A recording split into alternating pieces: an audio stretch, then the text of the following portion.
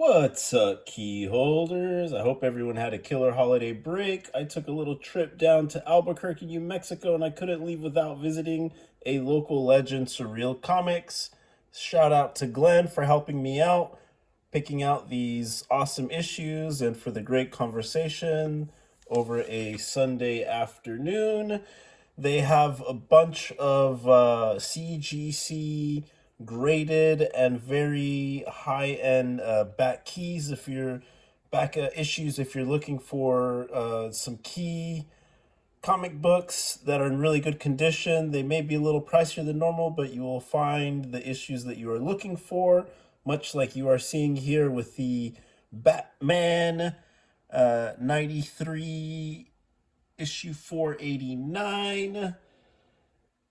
This is a massive issue because it's featuring the second appearance of Bane, and it's the first time as Jean-Paul Valley puts on the Batsuit to take on Bane and Killer Croc. The cover here is by young Travis Charest, and it's the perfect snapshot of his 90s style. This point in his career was very influenced by the Jim Lee Homage Studios look. Think aggressive anatomy, razor sharp jaw lines, and with the heavy image style cross hatching before he became hyper detailed and fine line master that he's known today. And I have a couple other issues that we'll be covering in the video that with the covers that he did, and they're just so unique. You know that it's his artwork, and this was kind of his era. Kind of a quirky issue and a read, but there is a lot going on with it, with Bruce making an appearance, and the fight with Killer Croc and Bane, and Croc just getting absolutely obliterated with his arm broken. And Jean-Paul and Robin leaving the scene before they get into further trouble with Bane. So yeah, this is a key issue. They're kind of hard to find, and it's funny, like you'll be looking for this for months, and then all of a sudden you come across like 4 copies between 2 shops. But this was one of the cheaper ones that he had. He had some at like I think 15 or 18 bucks. But it clearly is in pretty good shape. There is a little dink there. The corners, not perfect. You could probably flatten it out. There is kind of a kink there on the edge. But yeah, for being the cheapest one, it really is in good shape. If I wanted to spend double, I probably could have gotten one that was close to a 9.4, 9.6, maybe even a 9.8. I don't know if I would send this in to get graded, but it definitely is a very nice copy to have compared to some of the other ones that I've seen come out now, that are just in super rough shape. So this one is really nice. I'm happy to add it to the collection.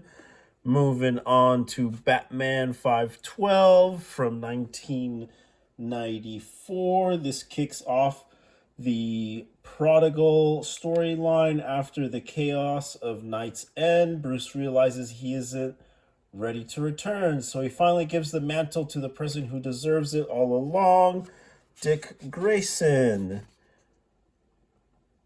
So yeah, there are some really cool panels in this that are just very beautiful, of the Gotham River and Killer Croc. These first couple pages are just absolutely breathtaking. I really do like them a lot. They do a great job with the artwork here. And it is a really, really fun piece. And I was really happy to add this because this I didn't spend too much on this one. I think it was $8 or so, and it's in really, really pristine shape. I am kind of tempted to send this one in and get graded because why not? And this is one of the harder ones to find, and I really do like this cover. It's so fresh, and it's a prime candidate to send in. Um, but I don't know. We'll see. I'm still debating on it, but it really is a good find. And you've got the rats here and the light. There's just so much going on. And it's a pretty decent issue as well. There are some good scenes with Killer Croc in here and Batman. So yeah, there it is. Let me know in the comments if I should send it in or just hang on to this, but I really do like it. If I find one in worse shape that I can be as my reading copy, then maybe I will send this in, but for me it looks very pristine. Moving on to Detective Comics 693.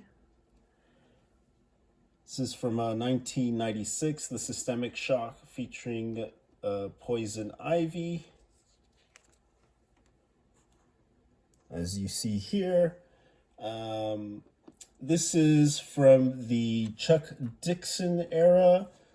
This Systemic Shock features a vicious three-way confrontation between Batman, Ivy, and a new villain named the Allergent.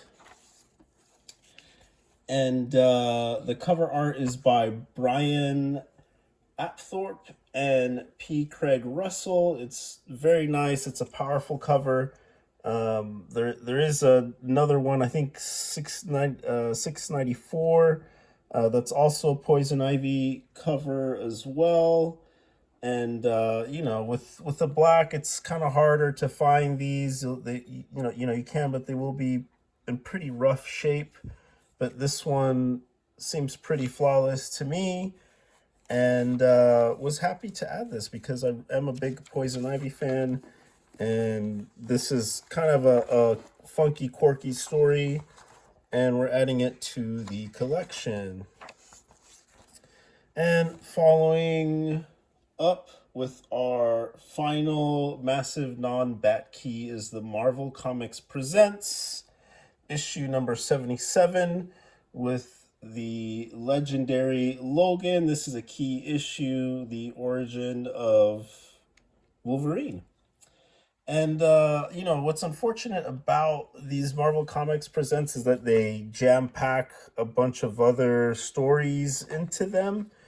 So really it's like just 4 pages of Wolverine. And I mean, if you haven't read this, I'm not a big Wolverine fan by any means, but if you're into comic books, this really is some of the best comic book, especially for Marvel, that's out there. Just the art, the writing, everything is just so on point. Kind of just showing, how Wolverine is being tested. And, there's a lot of absolute Batman, in this too, but they kind of brought it into the Batman universe. But this is kind of like the OG, and it's so short. And I think this goes up to like issues 84. So there are a lot of books to collect of these if you do want the full Weapon X storyline. So it's kind of unfortunate because there are a lot of covers, but I was checking on eBay, and you can get a 9.6, 9.8 graded for under $100, under $150. So if you really wanted to get like a full set of these graded, it wouldn't cost you as much as I thought it would, and it would probably be pretty cool to have. But this issue was $20. I usually don't spend that much, but I wanted to support their shop, and I really wanted to get this issue. It is in magnificent shape, as you can see. Even the corners look really good. My only complaint would be the rollover on the end. It's not too bad on the spline, but it kind of starts to roll over and the alignment goes off. So that's my only complaint. But besides that, the colors and everything else looks really good on it. Even the backside is super clean, and even with the press, this will get a lot of the wrinkles out, and still is a good copy. So So far, this is my hero one. I did find one at a Sidekick that was in way worse shape, but I never picked it up or got it priced out. So if I do find one in worse condition, maybe I will pick it up. But yeah, let me know if this one's even worth sending in. Um, like I said, it's probably just way cheaper to buy them on eBay because you can get these for like 74 bucks, 80 bucks, 100 bucks, and really nice condition. So, anyways, this concludes our episode. Short little high-end pickup for you guys. If you like this content, be sure to like and subscribe. If there's any other issues you think I should add to my collection, please let me know. But keep stacking, and I will catch you on the next one. Cheers, guys.